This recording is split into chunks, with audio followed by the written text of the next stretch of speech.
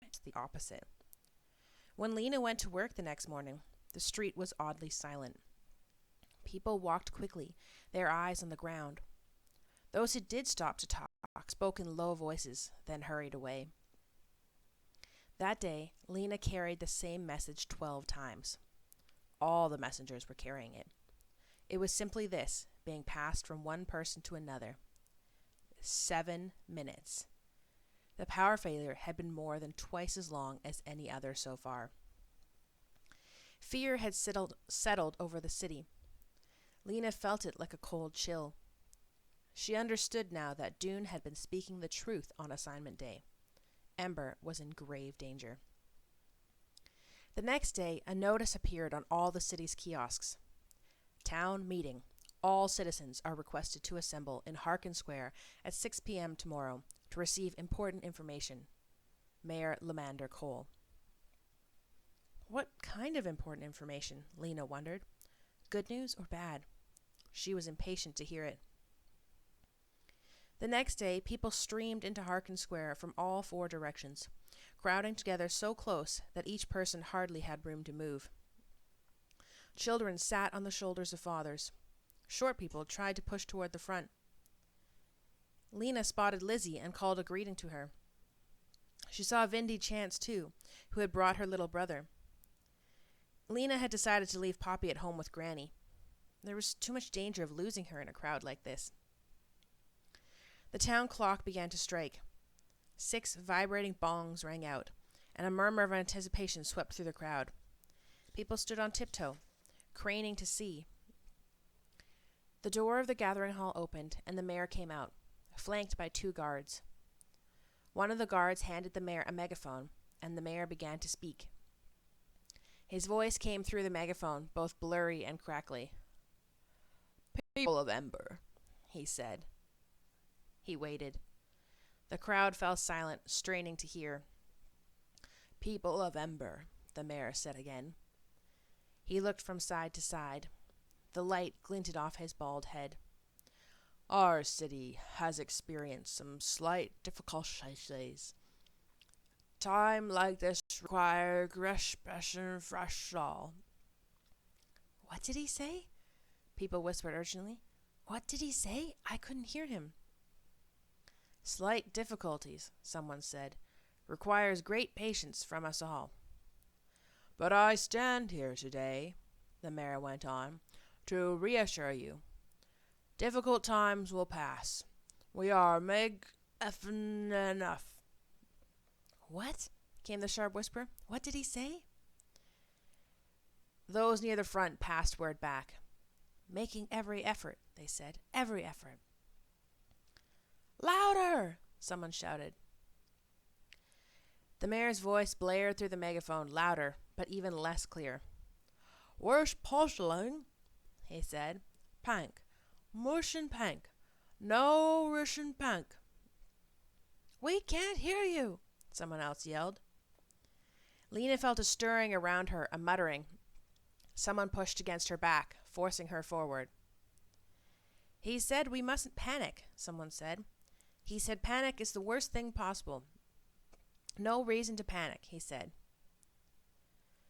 On the steps of the gathering hall, the 2 guards moved a little closer to the mayor. He raised the megaphone and spoke again. "Solutions," he bellowed, "are being found." "Solutions," the people in front called to the people in back.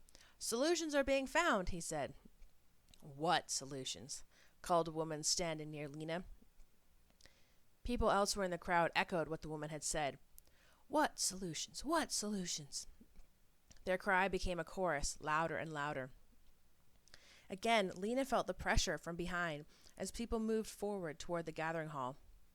Jostling arms poked her, bulky bodies bumped her and crushed her. Her heart began to pound. "I have to get out of here," she thought. She started ducking beneath arms and darting into whatever space she could find, making her way toward the rear of the crowd. Noise was rising everywhere. The mayor's voice kept coming in blasts of incomprehensible sound, and the people in the crowd were either shouting angrily or yelping in fear of being squashed.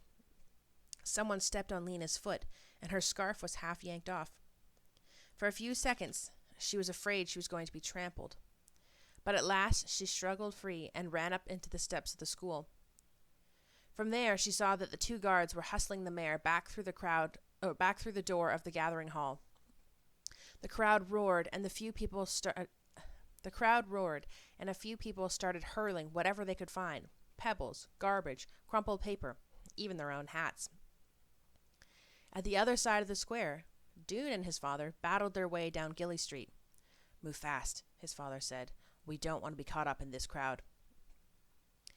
They crossed Broad Street and took the long way home, through the narrow lanes behind the school. "Father," said Doon as they hurried along, "the mayor is a fool, don't you think?" For a moment his father didn't answer. Then he said, "He's in a tough spot, son. What would you have him do?" "Not lie, at least," Doon said. "If he really has a solution, he should have told us. He shouldn't pretend he has solutions when he doesn't." Doon's father smiled. "That would be a good start," he agreed. "It makes me so angry the way he talks to us," said Doon. Doon's father put a hand on Doon's back and steered him toward the corner. "A great many things make you angry lately," he said. "For good reason," said Doon. "Maybe. The trouble with anger is it gets hold of you, and then you aren't the master of yourself anymore. Anger is." Doon walked on silently. Inwardly he groaned. He knew what his father was going to say, and he didn't feel like hearing it. "And when anger is the boss, you get—" "I know," said Doon. "Unintended consequences." "That's right. Like hitting your father in the ear with a shoe heel."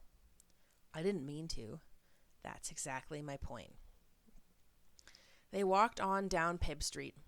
Doon shoved his hands into the pockets of his jacket and scowled at the sidewalk. "Father doesn't even have a temper," he thought. "He's as mild as a glass of water. He can't possibly understand." Lena was running. She'd already dismissed the mayor's speech from her mind. She sped by people on Otterwell Street, going back to open their stores, and overheard snatches of conversation as she passed. "Expects us to believe," said one voice. "He's just trying to keep us quiet," said another. "Heading for disaster," said a third. All the voices shook with anger and fear. Lena didn't want to think about it. Her feet slapped the stones of the street. Her hair flew out behind her. She would go home. She would make hot potato soup for the three of them, and then she would take out her new pencils and draw. She climbed the stairs next to the yarn shop, two at a time, and burst through the door of the apartment. Something was on the floor just in front of her feet, and she tripped and fell down hard on her hands and knees. She stared. By the open closet door was a great pile of coats and boots and bags and boxes, their contents all spilled out and tangled up. A thumping and rattling came from inside the closet. "Granny?" More thumps. Granny's head poked around the edge of the closet door. "I should have looked in here a long time ago," she said. "This is where it would be. Of course. You should see what's in here." Lena gazed around at the incredible mess. Into this closet had been packed the junk of decades, jammed into cardboard boxes, stuffed into old pillowcases and laundry bags, and heaped up in a pile so dense that you couldn't pull one thing out without pulling all the rest with it. The shelf above the coat rack was just as crammed as the space below, mostly with old clothes that were full of moth holes and eaten away by mildew. When she was younger, Lena had tried exploring in this closet, but she never got far. She'd pull out an old scarf that would fall to pieces in her hands, or open a box that proved to be full of bent carpet tacks. Soon, she would shove everything back in and give up. But Granny was really doing the job right. She grunted and panted as she wrenched free the closet's packed-in stuff and tossed it behind her. It was clear that she was having fun. As Lena watched, a bag of rags came tumbling out the door, and then an old brown shoe with no laces. "Granny," said Lena, suddenly uneasy, "where's the baby?" "Oh, she's here," came Granny's voice from the depths of the closet. "She's been helping me." Lena got up from the floor and looked around. She soon spotted Poppy. She was sitting behind the couch in the midst of the clutter. In front of her was a small box made of something dark and shiny. It had a hinged lid, and the lid was open, hanging backward. "Poppy," said Lena, "let me see that." She stooped down.